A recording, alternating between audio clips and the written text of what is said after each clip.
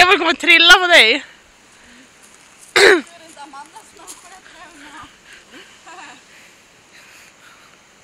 Filmar du in? Hur fan ska man ta sig ner därifrån då?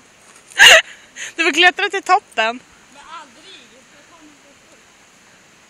Helvete vad som det är.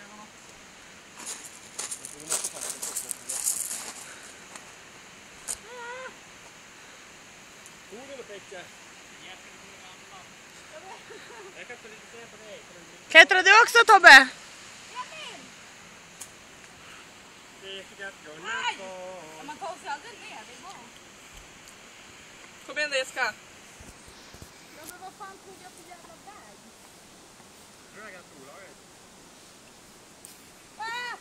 Kom ramla! Du som är höjdrädd också. Det är Kolla ner perfekt. Jessica, kolla ner. Nej, solen är i vägen. Alltså ramlar jag nu, då dör jag.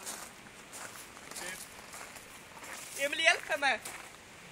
Ta tag i hennes armar och dra henne upp. Inte fan fick jag hjälpa dig upp.